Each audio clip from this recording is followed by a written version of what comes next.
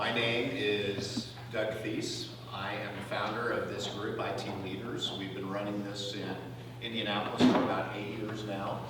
We started last fall in northeastern Indiana, and we also run one down in Louisville, Kentucky, if you're ever down in that neighborhood. We've been down there for about 2 years.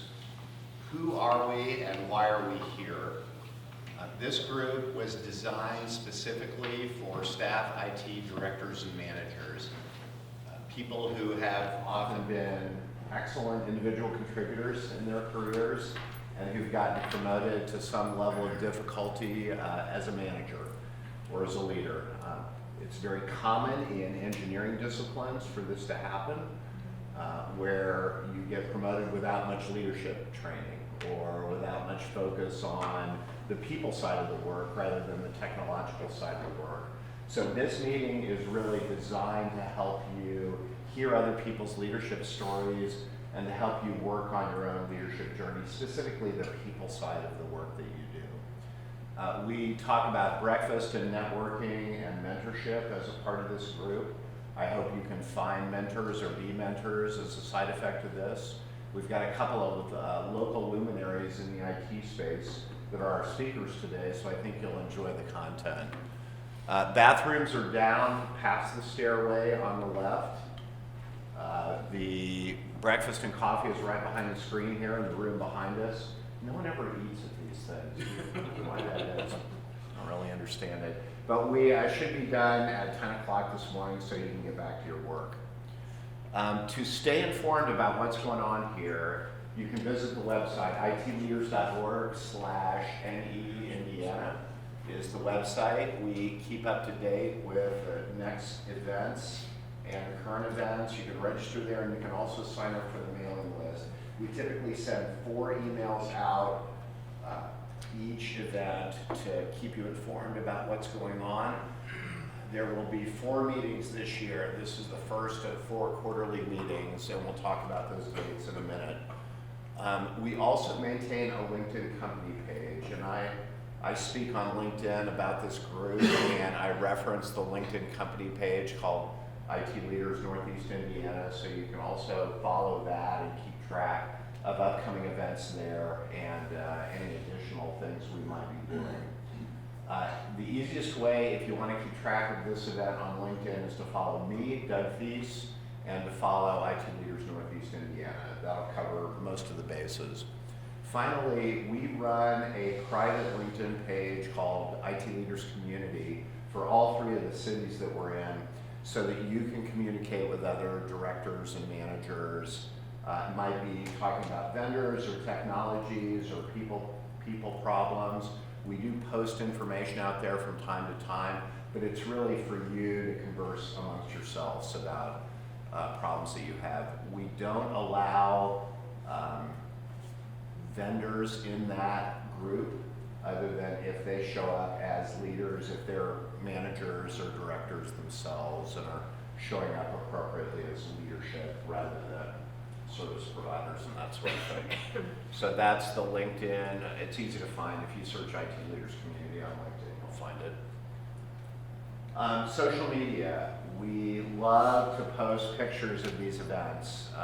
And although our census is a little light today, it's important that people see what kind of a meeting that they're having the chance to come to. So take pictures. If you like posting on LinkedIn or any of the other socials, feel free to do that for this. Or send your pictures to me so that we can post them as well. How can you get the most out of this other than coming in and showing up and listening to the 2 speakers? There's a few different steps you can take, I think, to maximize the benefit from this group.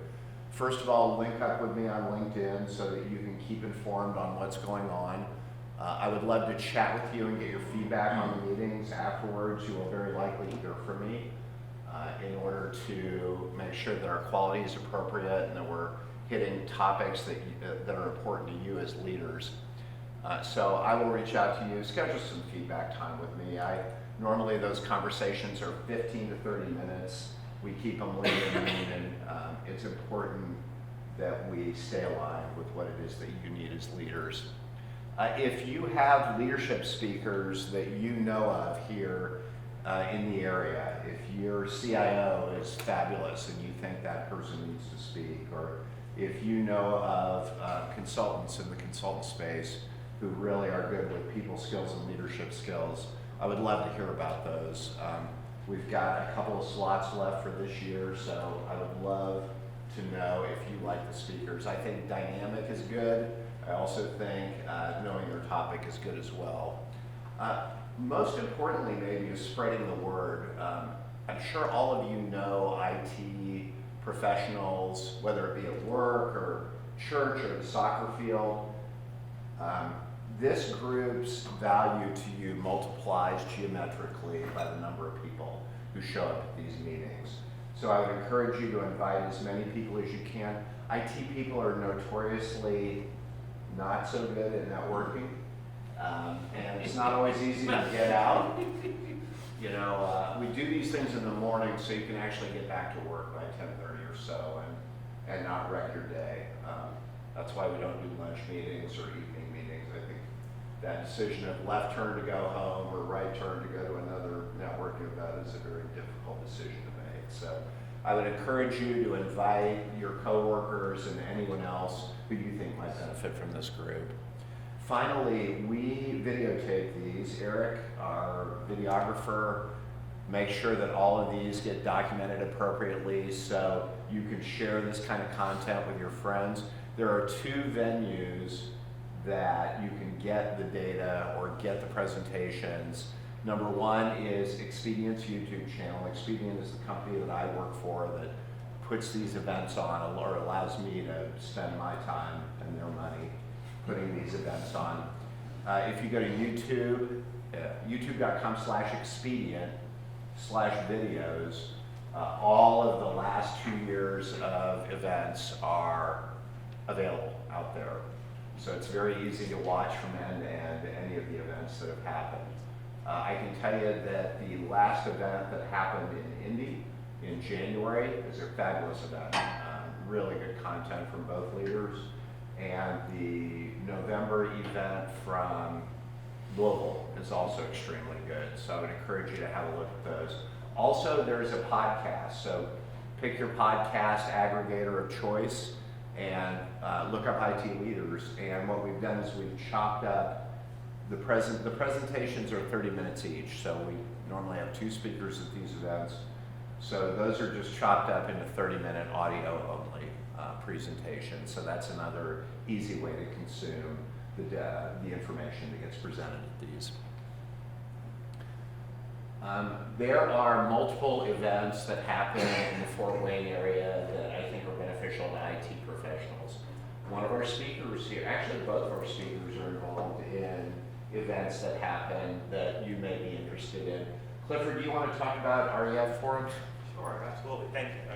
So Renaissance Executive Forums, or we kind of rebranded REF, has a variety of different forums that we have in the world. REF is an international organization. And basically in Indiana, we run a variety of different forums. We run a CEO forum, a CFO forum, and the one here that we're featuring is the CIO forum. Now this one is for the senior level individual in the organization, and generally these are mid-sized to larger companies, so something with a couple of zeros behind their annual revenue, just so that you kind of get a sense for the scale and scope of what they're taking care of and managing. And basically we meet on a monthly basis. We kind of move around. We're in the northern third of the state, moving anywhere from Allen County to St. Joe County, which is South Bend, Indiana. And basically we have a variety of topics all generated by our members. We usually will do case studies or profiles, and we have speakers and things of that, similar to what we do here, but the conversation might be just one step above. So that's a little bit about the CIO forum, and if you want to know a little bit more about that, you can see me afterwards. Do you want to talk about ISSA as well? Yeah, sure, absolutely. I'll do double dose. So ISSA, probably most of you already know that it's the Information Systems Security Association. I want to say that's the right. I keep all of my acronyms in my head. And basically, this is a group here in town. It's, again, another international group, but here in town, we have a chapter, and basically we kind of go over some of the more detailed, and this is like the nitty-gritty stuff, right? So all of the networking folks who are running trace routes and, you know, standing up your routers and dealing with any of the information security, monitoring the world, seeing who's trying to hack you, and doing all those types of things. That's what ISSA is about. There is ISSA, if you go to ISSA.org and pull down, there's a drop down for chapters. There's an Indiana chapter, Northeast Indiana, and all of the events that are listed there. Those meetings are a little less frequent at this point, but they're usually moved around oftentimes during the week over lunch, and usually we have somebody host that lunch, and so that's a little bit about ISSA. Thank you. Anna, do you want to talk about Women in High Tech? Sure, yeah. So Women in High Tech is an organization, it's a statewide Indiana organization, and we exist to change the landscape of women represented in STEM to be equally inclusive to all. We were founded about 20 years ago by an Eli Lilly scientist and an IU professor down in Indianapolis. We've got around 2,000 members, 40 or so corporate sponsors, really have a stronghold in Indianapolis. I am the chair of the Fort Wayne committee, and I've been on the board. I just rolled off the board last summer, I think it was. And we have a chapter here in Fort Wayne that we're growing. We've had 4 or 5 events. Our next in-person event is March 13th. It's a male ally event. We think it's really important to achieve our mission around advancing women in STEM, that we need all parties involved to help pull in that same direction. So we'll have a panel of folks talking about, you know, how do they go about supporting women? What are some strategies and things that you can do to help uplift women within your profession? It is an all-volunteer grassroots organization, all-volunteer board. We do a lot of professional development, networking. We have virtual events and in-person events. We'll probably end up having 3 in-person events in Fort Wayne this year. We'll have several others that are virtual, or there's things in Indianapolis. We get corporate sponsorship, so if anybody's interested in, I was the former director of corporate sponsorship, so I'll do a little plug there, but we earmark 20% of all of our funding for scholarship. So every 2 years we have a big annual gala, and we give away over $60,000 in scholarship to young women and girls pursuing opportunities in education, whether there be grants in their professional development or educational grants and scholarships for them to pursue those opportunities. So it's a great organization. We do have, I'm talking to the ladies in the room particularly, we're having a meetup actually on February 22nd, informal, no cost to attend or anything, at J.K. O'Donnell's at 4 o'clock, so a little happy hour to try to get the word out there. Not that you men aren't invited, but you're not. You can come to the Male Ally event. But yeah, that's Women in High Tech. It's a great organization. We're growing here in Fort Wayne. We've got a small committee, small but mighty committee. We do all kinds of things, like I said, professional development, networking. We also do things like K-12 outreach. We do a lot with the Girl Scouts down in Indianapolis, and we're growing that presence here as well. So that's Women in High Tech. Thank you. I'm a big fan of Women in High Tech, and men are typically invited to the big public events, so I'd encourage you to tell your friends about that and learn. Are there any other events that you are all involved in that might be worth a mention, just to get the word out to the rest of the group? Okay, sounds good. Our last speaker, Jennifer Ruth Green, has been working with me to put together a boot camp, a Leadership 101 course that's about a half a day long for $549. She has put together a flyer for this. We are gauging interest and content down in Indianapolis for this, and we'd also like to put one together up here if it's of interest to you all.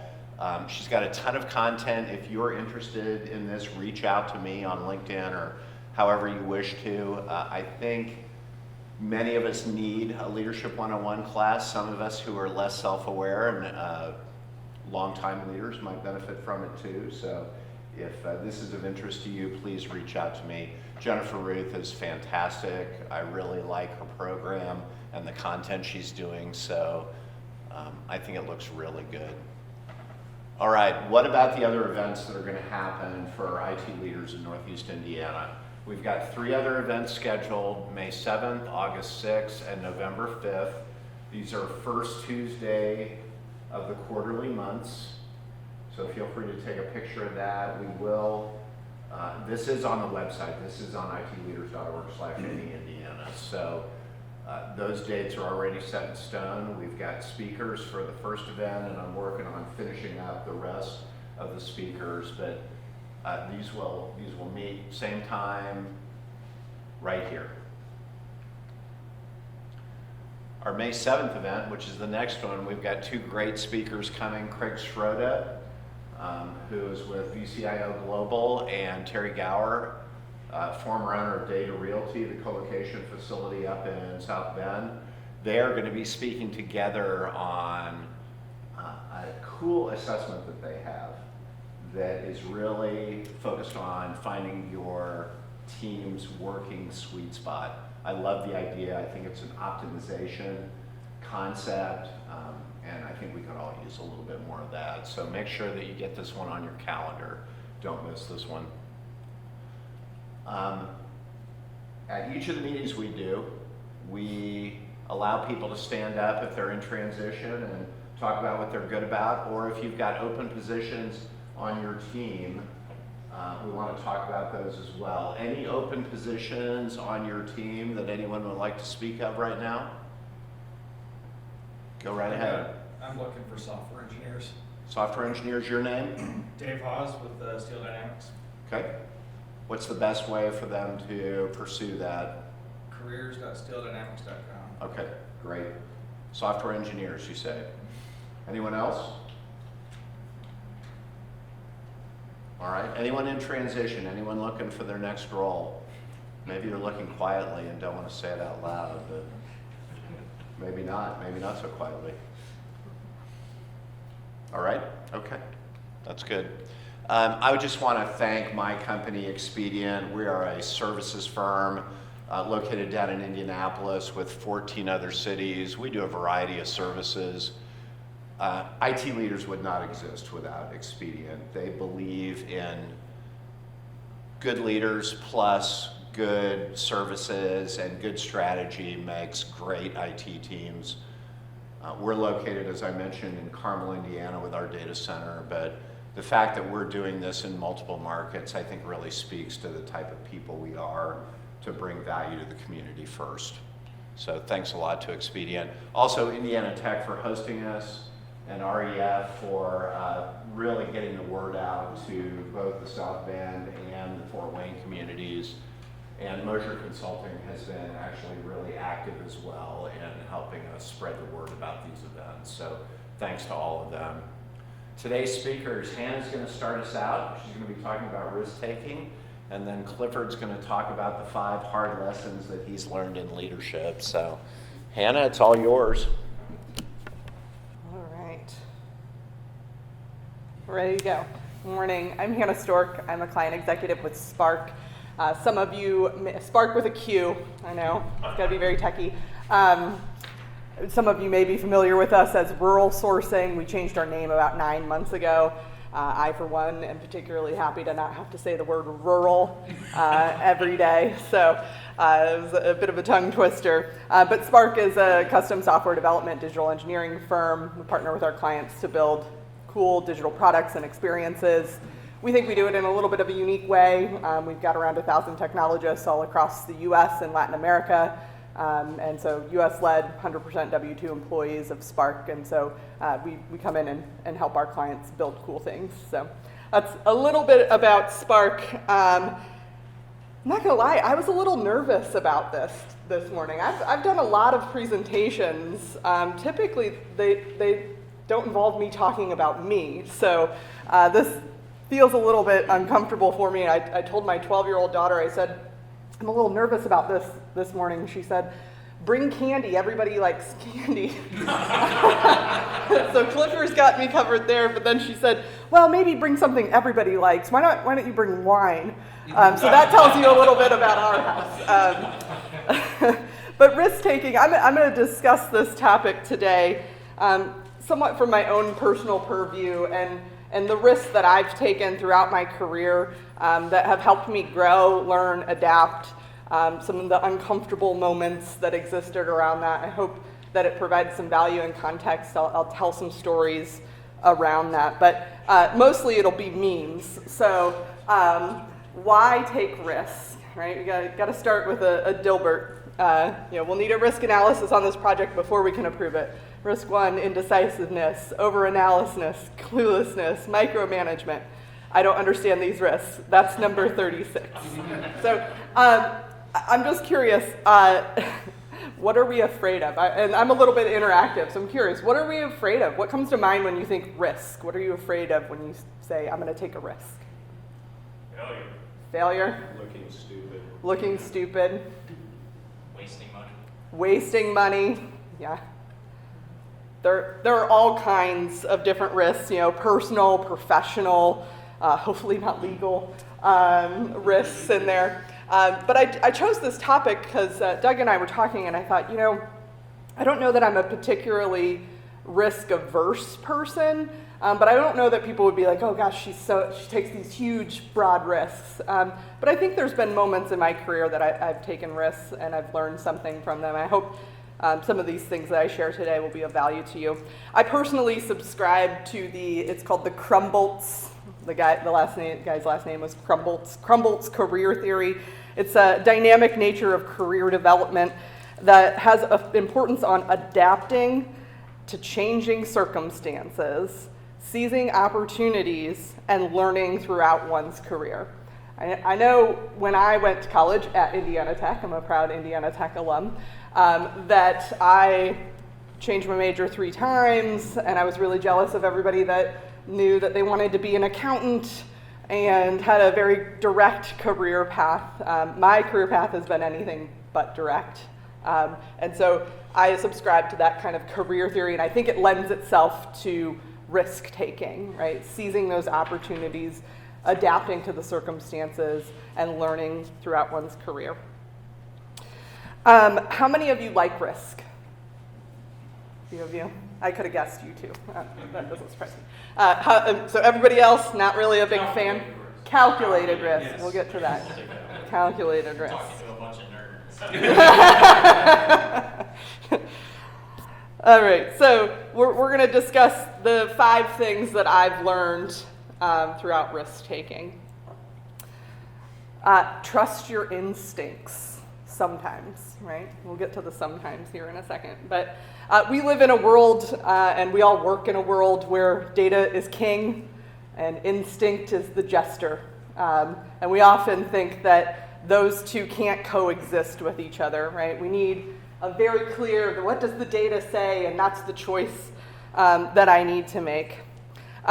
Data can help, right? We know that. We love data, and data becomes more and more important in this world. I often hear, data is the new oil. Well, data's the new oil is useless if it's not refined, right? Oil is useless if it's not refined. So being able to look at data in a way that gives you feedback and creates those feedback loops, and intuition and instincts can help you ask the right questions about that data. So an example of this, I'm going to give an early example of my first job out of college. It was 2009, Great Recession, graduating from Indiana Tech. None of my friends were getting jobs. I was really lucky that I was in a position that I had 2 job offers. One was with a very well-respected, wonderful company, insurance company that I had done my college internship at, and great opportunity. The other was working at Indiana Tech and staying here and working in the admissions office. And I was, I think it was February 2009, getting these job offers. I was set to get married in July, and I was ready to buy my first house in May. And I looked at the data, and I looked at all the things. I compared these 2 job opportunities, and I thought about what was important to me. And I looked at all the data points. Oh, this one has better insurance, but this one pays, $10,000 more a year. And so the data showed that I probably should have taken one job over the other. My instinct told me that I should take the job at Indiana Tech, and that's what I did. Much to the chagrin when we tell your parents after graduating that you're going to take less money immediately. They didn't love that, or your soon-to-be spouse, that you're going to decline $10,000 a year. But that intuition felt right to me, right? So I trusted my gut in that moment after looking at that calculated risk and saying, no, I'm going to choose this. We had a speaker recently down in Indianapolis. I don't know if you're familiar with Pippa Mann. She's a race car driver. She's raced in the Indy 500, and she has a racing school and does all kinds of cool stuff. But she came and spoke to some IT leaders about data and intuition as well. And she said, you know, all the things that they're looking at on the car as it's going, and they're going around a turn, and you know, what's the torque and what's the speed and all of these factors, and they've got all of these connected devices. And she said, at a certain point, the driver has to choose, right? And so they can have all the informed decision that you want.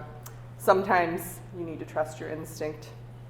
And the reason I say sometimes is because I think, as I asked before, who likes risk? Sometimes our instinct is to avoid it at all cost, right? And not do it. So sometimes we have to push ourselves to embrace risk.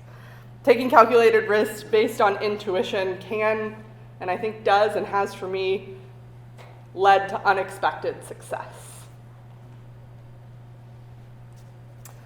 Start small and build momentum. So I think it's easy to be like, oh gosh, this one's my favorite one of all the memes. But start small and build on that momentum. So I told you my early, it's all memes, guys. There's no real content here. It's all memes. Starting small, I told you, I took that initial risk and I felt like, oh gosh, I'm going against the data. I'm choosing something that in my intuition felt right. My career journey has kind of followed that path in many ways.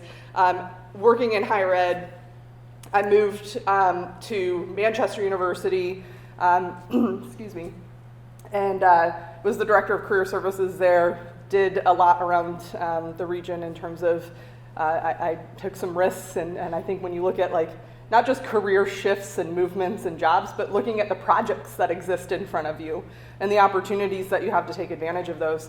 I was asked if I would lead our employer relations program and actually start it and go out and talk with employers around Northeast Indiana in hopes of helping us align academic offerings with workforce needs. This was in 2011.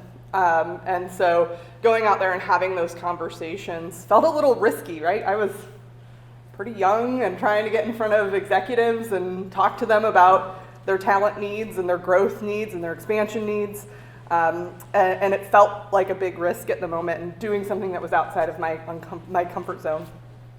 I also took on a project there. We had a really old, I think some of you might relate to this, we had a really old software system that kept all of our information around our students in the career office. We actually, in 2011, were still doing handwritten notes and passing physical files around.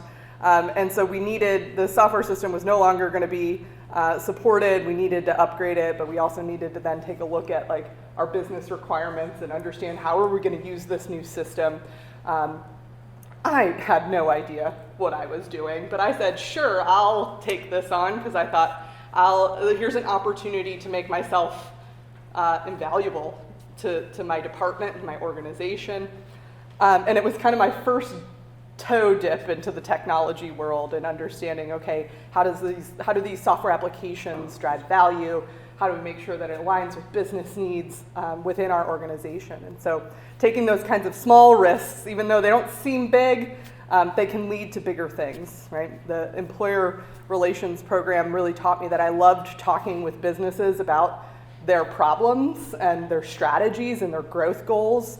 And personally, I'm born and raised Fort Wayne, New Haven graduate. Love this city, love this community. I don't know if many of you if everybody's from here, but I know growing up here, it was move away. Go to Indianapolis, go to Chicago. There's not opportunity here for you. And I think we saw a lot of that change and momentum start in the early 2000s, especially I think 2009, there was, the stadium opened and all these good things that were happening in the community, and I was personally involved in a lot of those, not a lot of those, but I was personally involved in, Young Leaders of Northeast Indiana and whether the Fort Winter Festival and other things that I was excited about. And so I was at Manchester, I was enjoying my job, I was talking with leaders, I was volunteering here. I said, but if I could do anything else, I would want to work with businesses and sell our region. I don't know if that's a thing. It is. It's called economic development. I did not know that at the time. I just was like, if I could create a job, these are the things I really like doing. And I was very fortunate enough to get an opportunity to work at the Northeast Indiana Regional Partnership, which is an economic development agency representing the 11 counties of Northeast Indiana.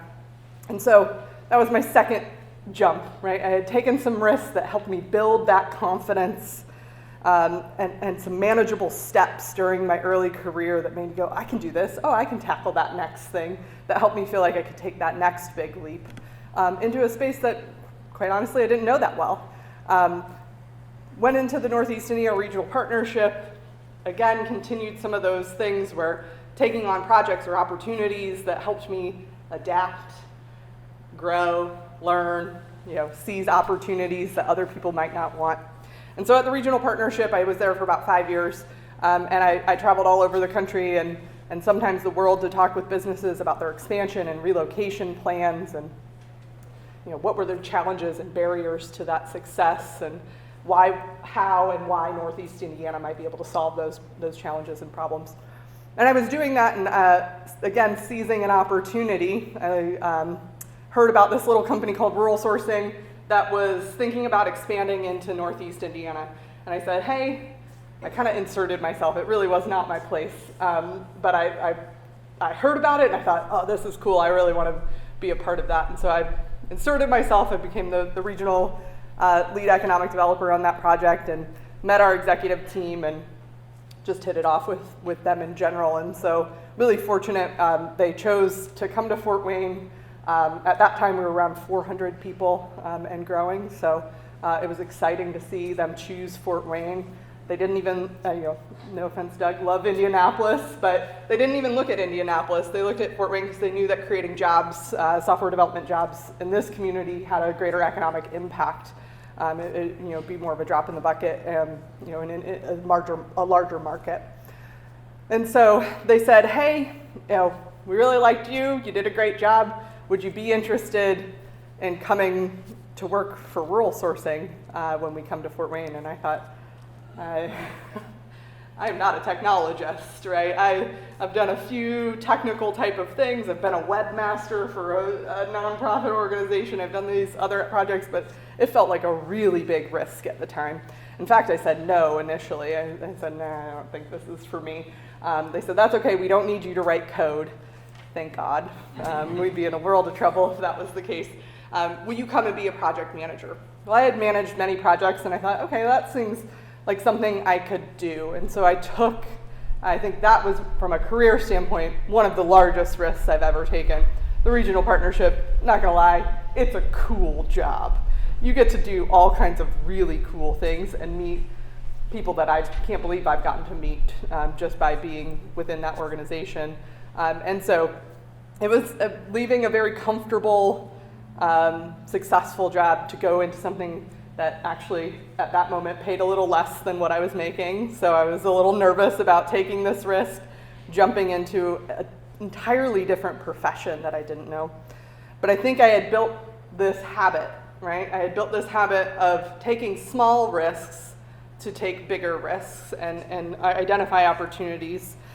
And so I made that switch over in 2019 to the tech world, and I've seen so many great things. And from an example from clients that I work with in the tech world, I think all of you probably have more experience with this than I do.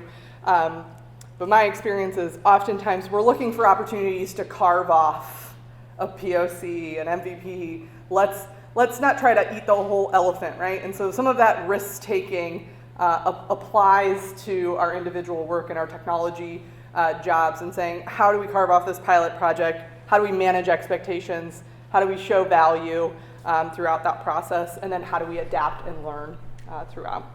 I started as a project manager. I was, quite frankly, probably not a very good one. You could ask some of my developers. They were probably like, can you please stop bugging us?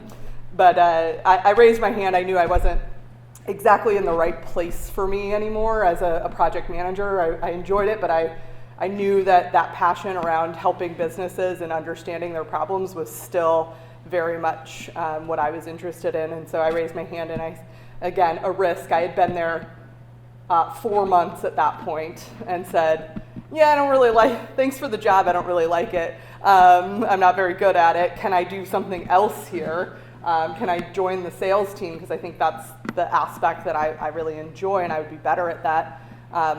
Luckily, great leadership, says they don't. I thought they were going to pat me on the head and say, sure, maybe in a couple years we'll talk about that. And they said, no, I think you're right. Let's try it. We'll give you a shot. And so that was a great opportunity. Now it's been almost 4 years within the sales, 4 years within the sales organization, helping clients in Indiana and Ohio, Michigan, Kentucky. And so it's been very satisfying. But that was a risk to go to your employer and say, yeah, I don't really like this. Again, none of my risks are all that impressive or all that, big. But I do think that there's an aspect of not taking the risk that you wouldn't be, not making a choice is still a risk, right? Not vocalizing it is still a risk. Be agile. I know we all love this one. You've got to know that I love we build bridges. You can't do TDD with bridge building exactly, but but be agile, be adaptable. A part of that is knowing that not all risks will pan out, and that unexpected setbacks are inevitable, and that the key is navigating this, adapting and navigating to unexpected outcomes throughout that process. I can think of a client story around this who came to us and they had this idea that they wanted to create a scheduling system, and that this was going to solve all of their problems. Their real issue was this, and if we just fix this, it'll fix everything. And we said, okay, let's take a step back and validate that approach. And I think this is something we can do within our own professional careers too. Sometimes it's looking at it and going, I really hate this job right now, or I'm unhappy, and we immediately want, if I just had a promotion, if I just got this opportunity, then I'd be satisfied. Sometimes taking a step back and evaluating what is important to you, what is it that you're looking for, what problem are you trying to solve, can really drive a greater outcome. And so we did that with a client as well in the technical spaces. We said, yeah, we could build you this, but it's going to sit on top of a hunk of junk electronic health record system that's going to slow. It's going to be slow. It's going to go out of date all the time. Like you're going to build a Ferrari engine and put it in a Camry, right? Let's make sure that this can be supported. And so taking that step back and making sure, then creating the right path and plan forward. So be agile, be nimble in this process, and knowing that you're going to hit roadblocks, right? When I took the risk and I jumped to then rural sourcing, now Spark, the first few months I thought I just made the biggest mistake of my career. I had a sweet gig, and now I'm asking, where are we in the sprint and what block? And I didn't, I was a little confused at times. I was Googling some. I'm not a technical person. I knew enough technical. I knew how to manage projects, but there were aspects of it that were difficult and confusing to me, and that I had to challenge myself through. But being agile and adaptable to those situations, I think, ultimately can help you move past these setbacks.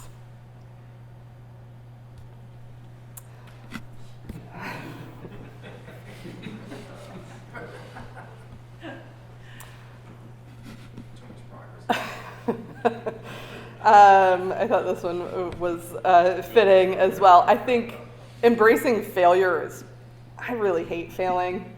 I hate losing. I hate failing. I don't know that anybody really likes it, but I think there's certainly things that you can learn from it.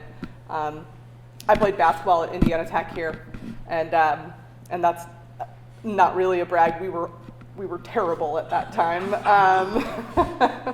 and so I've lost, unfortunately, and I've failed, unfortunately, a lot in my career. And I would say I've learned a lot more from those losses and failures about myself, about people, about situations, than I ever did from the successes. And so I think if you can look at the risk that you might be taking and understand that there could be failure. You could take on a project and it not be successful. Being okay with that can help you make that first step into making the choice anyway, right? Having calculated risk, understanding the risk reward, but trusting your instincts, being willing to adapt. So trying to roll all of these things into one is how I consider it. And I think I said it already, but the risk of not doing something is still a risk. I often sit with my clients and I ask, what happens if you don't do this? Because they'll come to me with an opportunity and they're, oh, we want to build this cool thing, or we need to modernize this application. I have a client right now that they need to modernize an application. Actually, they have a bunch of VB6 stuff that they need to upgrade to .NET framework, and hundreds of applications actually, and they're nervous about what they're going to do. They don't have a clear strategy about going about that. And I said, well, what happens if you don't? Because they're trying to make the case, and I think we're often trying to make the case of why we should do something, right? Oh, well, this is why. Well, I've got it in the budget this year. It needs to happen like this. Ask yourself what happens if you don't. Because oftentimes that can be a very clear motivator and indicator of why you need to move forward. But knowing that if you don't, it's still a risk and failure is still an option. Celebrate your success, even the small ones. So things that you can do to move the needle, to carve out work, whether it's in your professional career or as work projects come up, or if it's in your personal life as well. Take those risks and celebrate those successes, right? Even if they're small. It helps you boost your confidence, I think. It's helped me boost mine. It's helped me take a look at the small risks I've taken. Again, I wouldn't say I have a wildly outstanding risky life or career. I'm born and raised in this community, stayed here for college and never really left. I wouldn't say I'm super risky. I don't gamble. But I think I've taken some calculated risks in my career. And those have made me confident in the next risk. Actually, the thing you put up, the battle, what was it? It's something I always say to myself. I say battle tested. Battle proven. I always say battle tested. It's one of my kind of mantras in life. I talk about battle tested because I think of hard things that I've had to do in my personal and professional career, and I take stock of them, and I celebrate their successes and some of their failures of what I learned from them. And being able to do that then makes me less afraid when I get tested again, when I have that battle proven, battle tested opportunity. And so reinforcing positive behavior, and it helps you take risks again in your future. All right, so in conclusion, I don't know where I am on time, but it's probably short. So, in conclusion, these are the things that I've learned. Trust your instincts sometimes. Sometimes you need to push yourself, right? Our instinct might be not to take risk. Sometimes we have to push ourselves a little bit to investigate that. Look at the data. Take calculated risks, but trust your gut. Start small and build momentum. Those things will last a lifetime. Be battle tested, battle proven. To help you move forward. Be agile and nimble in that process, knowing you might fail and things might not go right You'll YOLO, right? You only get to live once, so take those opportunities to move the needle within your own professional or personal life. And like I said, embrace failure. It's going to happen. Not everything has worked out perfectly, so you have to be able to embrace that part and then celebrate your success. So, any questions? That's my career path and journey, and I've had some risks. I've taken some risks, and there's risks I wish I would have taken too. So, I've got a question. Yeah. You took on the chapter leadership of Women in High Tech here locally. yeah. Sounds kind of risky. No pay, plenty of time. It's a lot of work. Why would you take those risks? Well, I mean, one, I'm particularly passionate about that organization. I work in a male-dominated profession. Most rooms and most people I interact with or sell to are men. And so I'm a communication, public relations major with a master's in liberal studies and literature. Like, nothing about my educational background screams technology, right? And so I'm particularly passionate. I'm actually in Indiana Tech, serving on an advisory committee for the College of Business, and talking with them about how do we make sure that people without technology backgrounds know that there's a place for them in tech. I didn't know I could work in tech until I was 30, right? I thought, and my whole family is engineers, mechanical engineers, but engineers nonetheless. So I'm the weird one that was like, I like talking and writing. My mom has her master's in mathematics. And so for me, it was a passion that I believe in the organization and the mission of the organization. I also am really I'm super competitive. And so I'm kind of like, anything Indianapolis can have, Fort Wayne can have, right? So I'm like, well, we need this here, and I guess if I have to try to make it happen, then I'll make it happen. So that's why. And I would just encourage, each of you as leaders, you took a big risk taking the leadership position. You were probably pretty good as an individual contributor. What did that mean? What was the reward for taking that risk? Don't forget to consider that on Monday mornings when the phone's ringing. Yeah. Thank you. Thank you.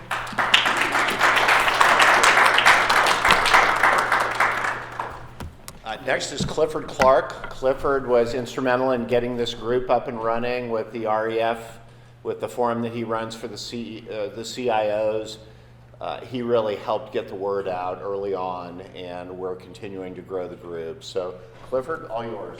Thank you. So I'll start off by saying that Hannah and I are both Indiana Tech grads, alumni, and pretty proud to be able to host this event here. I know Hannah is very competitive, and I will just say that the current women's basketball is undefeated in conference play. So. Yeah, I don't think I would make the team. Which is kind of interesting, so that's also a good thing. And Hannah takes a lot more risk than she lets on. If you have ever followed Rule Sourcing, you might have seen something on LinkedIn with their crazy little videos and things of that nature. And I'll tell you, the nerd in me that's probably a little bit outside my game. I have a very low profile from a social media standpoint because I'm a technologist, and I realize, from a security perspective, and so I think that there's risks to be taken, and you actually do take quite a bit of risk. Well, I'm Clifford Clark. As Doug mentioned, I'm going to share with you 5 hard lessons in leadership. And to get a good understanding of those 5 hard lessons of leadership, I'll tell you a little bit about my journey. I won't spend a whole bunch of time on it. Went to school here at Indiana Tech. My first real job was working with General Motors, working with a small little Texas company called EDS, Electronic Data Systems, on the Wings of Eagles, Ross Perot, and presidential candidacy, and the whole 9 yards there. From there, I went to really my proving ground, which was Lincoln Financial Group, and loved my time there. But like Hannah, I was a little bit of a risk taker, so I moved in and out of opportunities at Lincoln quite heavily, which included K&K Insurance and then eventually moving back to Lincoln Financial, which for me, eventually the work became from Aon Corp back to Lincoln, and that's where I stayed for a little while. Really, really proud of the work that I did at Lincoln, went up the corporate ladder and so on and so forth, got directorship and that kind of stuff.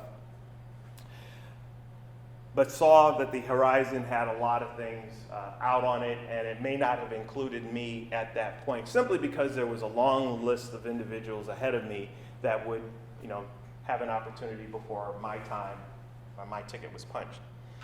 So I took an opportunity, a crazy opportunity, to become Chief Information Officer for the city of Fort Wayne. I had an opportunity to work with Graham Richard. I was very, very proud of the work that we were able to do. We upgraded a lot of systems. When I started in at the city, we had several tables like this with your common everyday PC sitting on top of it, just right down the road. That was our server farm, right? We changed all that out. We got, industry quality stuff with the cage and the fans and the whole 9 yards, so we changed a whole bunch of stuff. We had a great, I can't even remember the name of it anymore, we had a great email system that any attachment, today you send an attachment, you can tell immediately it's a PDF, it's a doc, it's an Excel, or whatever it is. Everything came across as WPS, and you had to rename it, and it was a big time waster. So we got off of that and got onto some industry tools in Microsoft and Outlook, Exchange, and that type of stuff. Exchange first. So really, really proud of that. Things changed, and I ended up leaving the city, and there's a little story behind that. I'll get to that in a second. I ended up leaving the city and starting a consulting company called C2 IT Advisors. Well, while starting that, I got a call from a friend who was familiar with my work that I had done in other organizations, and said, hey, can you come hang out with me here at Ivy Tech? And so I went to Ivy Tech. Spent about 10 years at Ivy. I have a total of 15 years at K&K, at Lincoln, 10 years, almost 10 years at Ivy.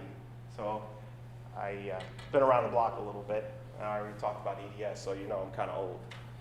But the point of the matter is that I went to Ivy, did a whole bunch of different things, worked not only from the local Northeast Indiana campus, but also across the state, because we ended up centralizing a lot of the work everywhere from here to South Bend, and obviously helping out in the state.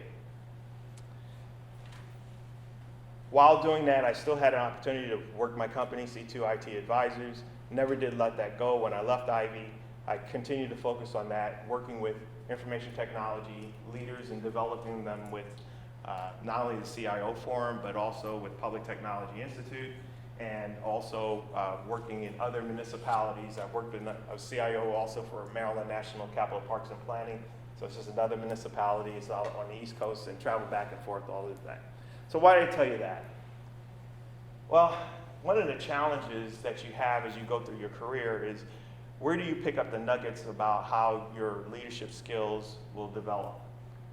And the saying is, at least the saying in my family is that, experience is the hardest teacher.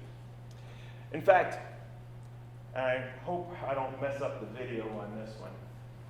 That was the clean version. Because my father used to say it like this: a hard head makes a soft ass. Right? Right? So if you can't get the mental, right, you're going to get the physical, right? Not, that wasn't like he was whipping me or anything else like that, but the bottom line is that when you think about it, experience is in fact the hardest teacher, right? And so we share, as adults, we share our experiences with our children and other, young people coming up in the community, because I don't want you to have to go through that, right? Don't do that, right? Don't do that, it'll mess you up, right? Don't go down that path. So taking these opportunities in leadership, hopefully, and that I'll share with you, are going to help you in your career, or help you help others, and that's the best thing. So, item number 1, be ready to be humbled. Now, I will honestly tell you, again, hard lessons, right? These are not the fluffy lessons, by the way. It's not the, oh, be a nice communicator, which is all important, don't get me wrong, but I'm talking the hard lessons. So be ready to be humbled, okay? You have to know that as a person is migrating up the command chain and things of that nature, it's like you're starting to feel your britches, right? You're starting to feel a little big about yourself, right? And you're thinking that, you're hot poop. I'm cleaning it up, okay? You're thinking you're really, really good stuff, right? But you have to be prepared to be humbled, because the further and further you go up, the further and further away from the real source of knowledge, the real work that you are.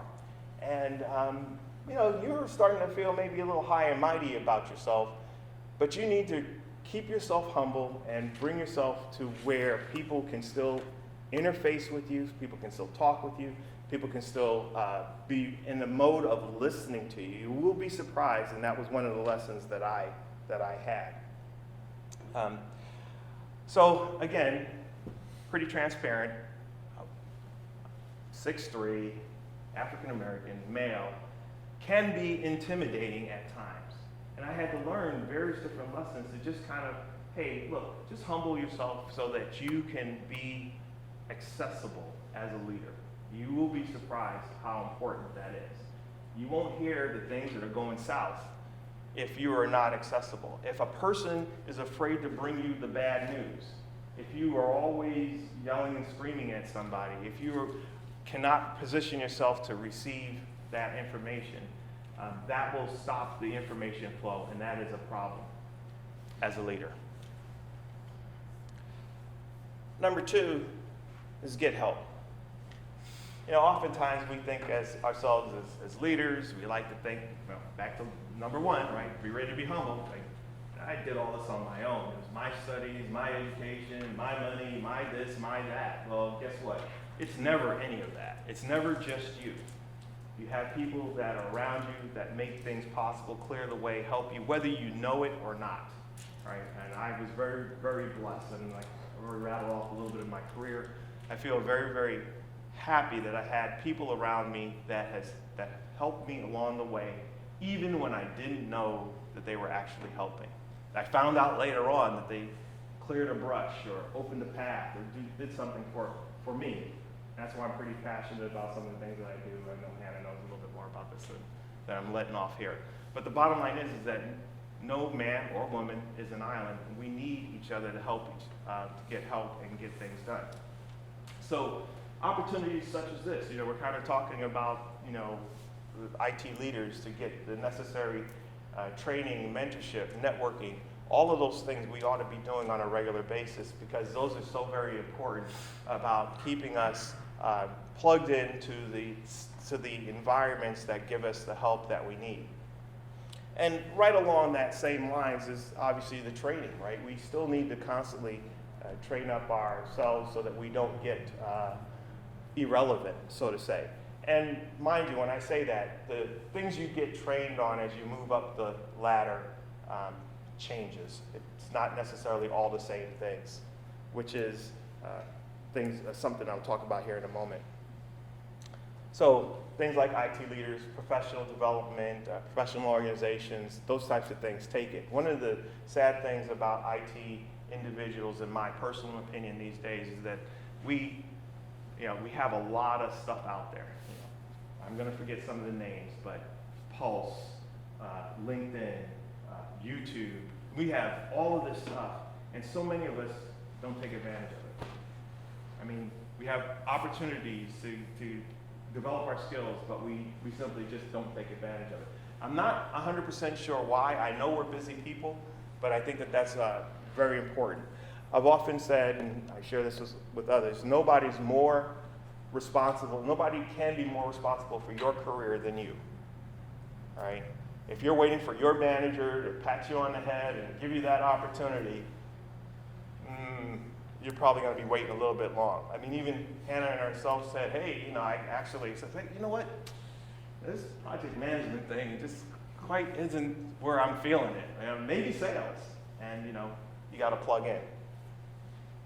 Now, a good manager, a good leader will be looking out for their staff, But again, nobody is more responsible for your learning and your development than you are. So make sure that you plug it in, you have a mentor, you have somebody that can help you with that. Number 3, listen more. And this kind of goes back to that number 1 point, be ready to be humbled. You know, it's the old saying, you know, God gave you 2 ears and 1 mouth for a reason, right? You know, one of the biggest challenges, and I said I'd circle back around to this, is that as one migrates in their career and they move up and up and up, and we're hoping that in IT leaders, that's something that, you know, constant career development is something that's in your window. But as you do that, one of the things that we need to do is we need to listen to the people that we're getting more and more space between, right? So the people that are closest to the work, right? The people that you need to hear about how things are really going. But I worked on this really great project at Lincoln, multi-million-dollar project, and was a young project manager, you know, junior executive, young project manager, and I was gun-ho on project management. I'm a PMP, and I love project management.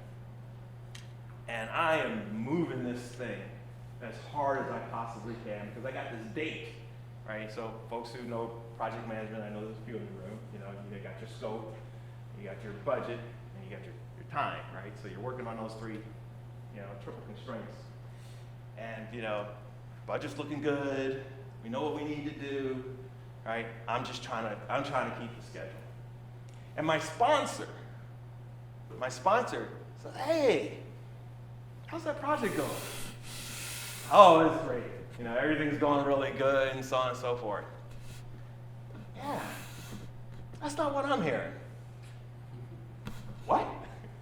Yeah, I think the engine has left the station, but the rest of the train is still back there.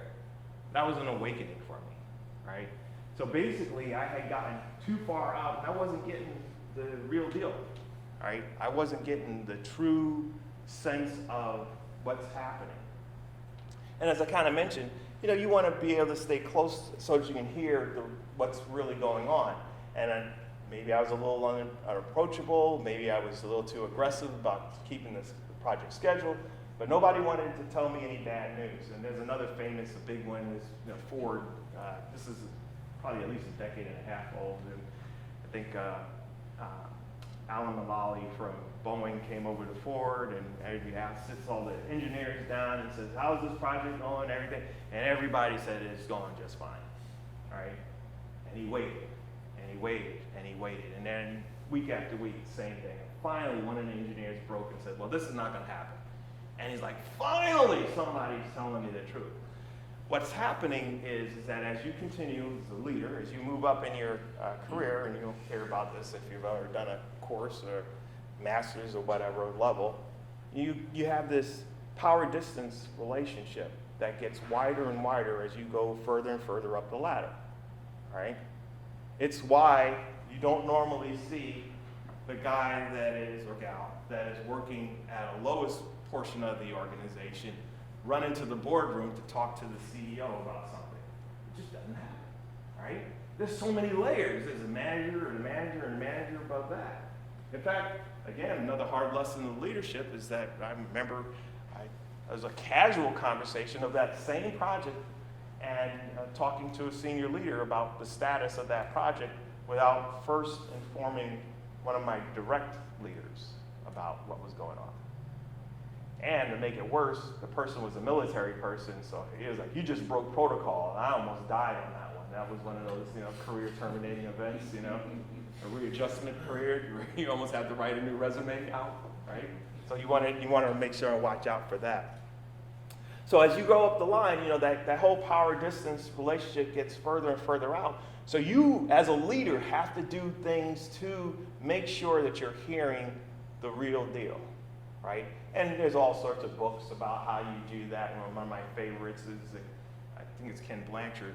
Remember that name? Management by One Around, right? 1 Minute Manager, right?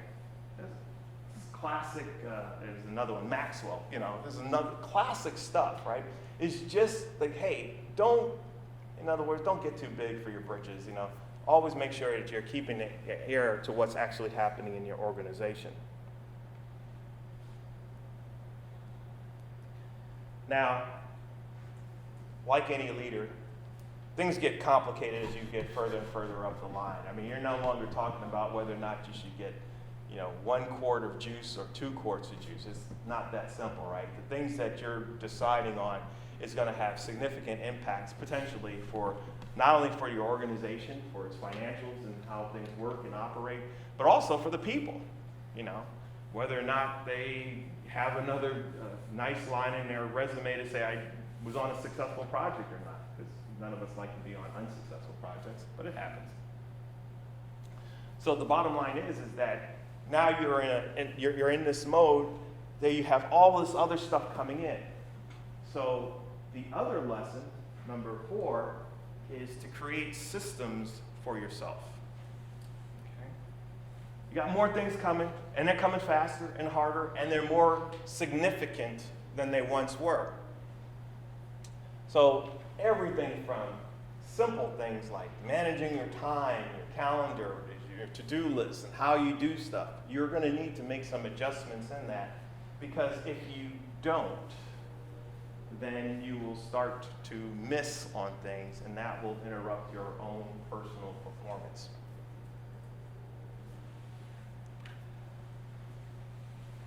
One of the things that we oftentimes don't do, I'm going to integrate something here, is trust our instinct, right?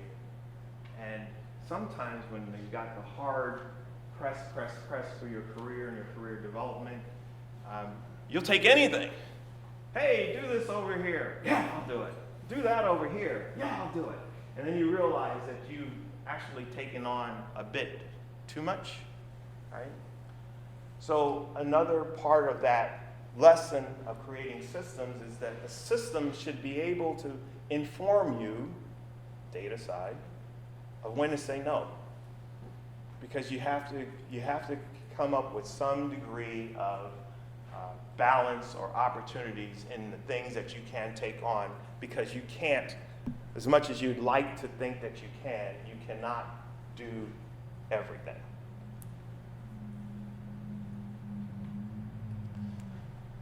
Number 5,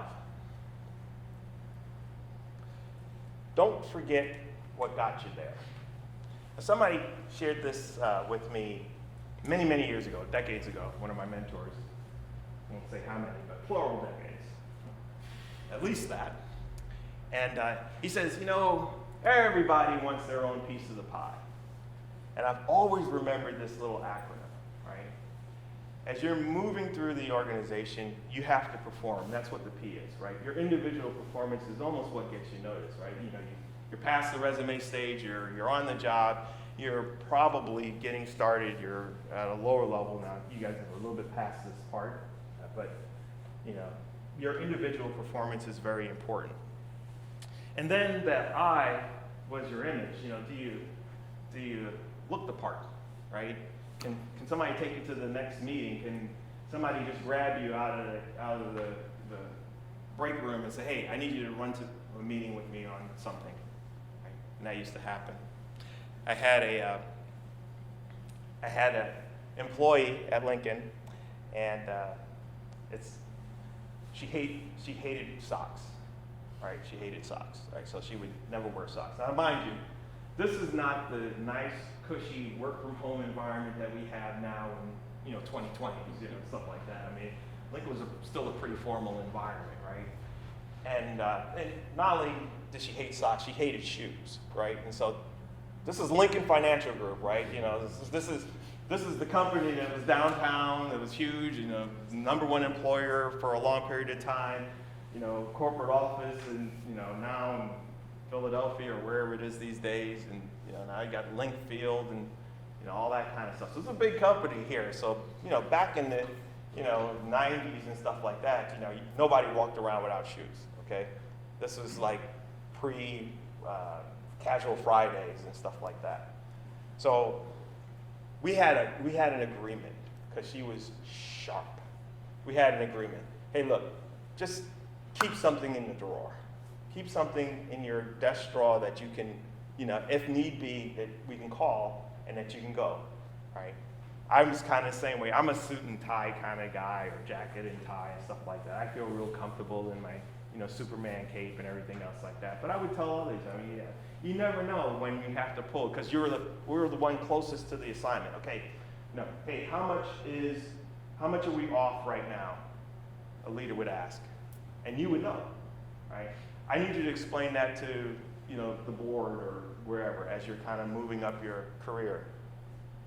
So just be ready to do that. Whatever it takes, you have to look the part so that you can get the part. And then finally, the last piece of the pie is the E. And we kind of already talked about this a little bit, which is the exposure, right? So individual performance, your image that you carry, and also your exposure. And exposure is having that mentor, or having that somebody that is going to open the door for you and say, hey, this person is really good.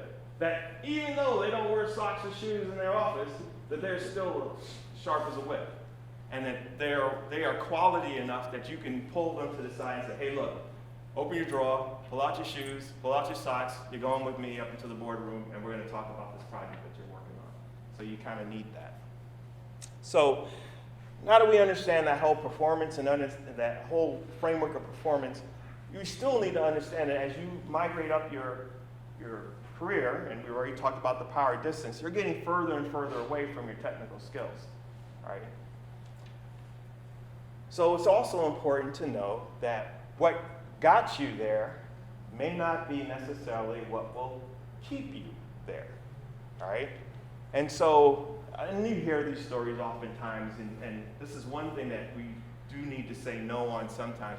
Maybe you don't want to manage people, and you don't want to be that high CIO or something like that. That is perfectly fine, right? But we need to know that even in our career, what got us there may not keep us there. So before we got started today, we were joking. I was joking with Doug and Brent out in front, and I said, hey, I grew up in a pretty competitive family, right? So my sister, younger than me by a few years, was getting all the love from dad and mom because she spoke 3 languages, right? She spoke, English is our first language, Spanish, and French. Me, being the older sibling rivalry and competitive and stuff like that, so well, that's nothing. Right? I speak 5 languages. COBOL, BASIC, Fortran, Pascal, ACL. Right?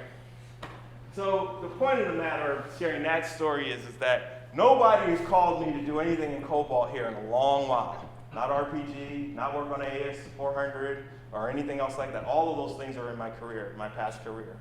And even to this day, right, and this is a problem that we have oftentimes, is that what got us there, whether it was some particular coding language or anything else of that nature, was hot and good then, but it's not now. And we failed to make the switch. We failed to move. Right? We need to be able to make that switch so that we don't get stuck as everything else is moving past and moving aside from us. So, we kind of talked about 5 different things, right? Get ready to be humbled. Make sure that you get help. Make sure that you're listening. Creating systems. And don't forget what got you there may not keep you there or get you there. But this is Indiana and we like a bargain. So we're going to give you one more, a 6th one, a bonus one. And I'll give it to you in a story. Right?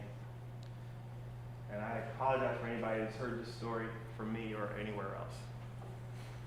So this new plant manager just been hired, got to this company, and the old plant manager's there and getting ready to turn things over to him. And he says, I really like you, kid. You're going to do real well here. And to help you, I've left some instructions for you in 3 envelopes in the desk drawer. Right? He says, you'll know when to open them. You take a look at the first one, and you'll be able to open it up and figure out when to open up the rest of them. Okay. So, old timer walks out the door, leaves the building. New plant manager sits in his nice office, overseeing the production floor with all the windows and the big table and the conference table on the side, opens up the first envelope and it says, "Blame me for all the disasters. It's okay. I'm gone." All right. So he calls his first plant meeting. Everybody's gathered around.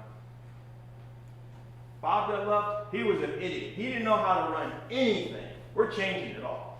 All right?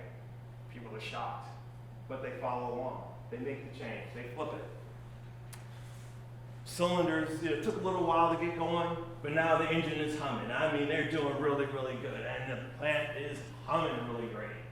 And because of all of that, sales shoot up. This guy is a literal hero. He is doing really, really good. And so everything is chugging along, and they're making these sales numbers, and everybody's happy. But then, I don't know, it just starts to get a little squishy and starts to plateau out a little bit. Plant manager takes that on for a little bit and says, "Hey, you know what? I'm not liking the way this is going. Maybe it's time to open up that next envelope." So he goes to his desk drawer, digs all the way to the back.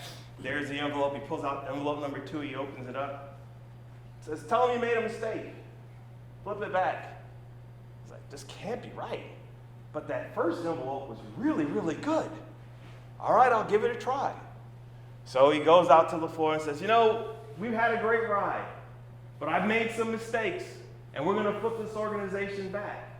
And the people are shocked. "I can't believe he's going to do this. I can't, this change, I can't take it." So they flip it back. And again, a little slow at first, but the engines start to hum. And it's getting really, really good, and they have another great cycle of good sales and everything else like that.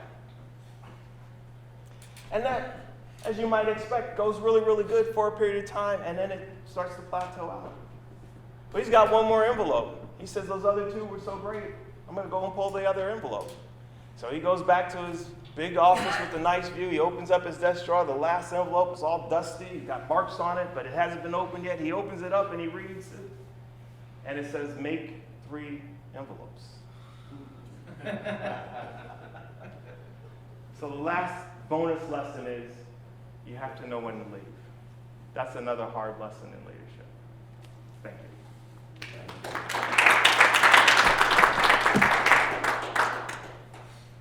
I appreciate each one of you coming. I love the fact that you're here.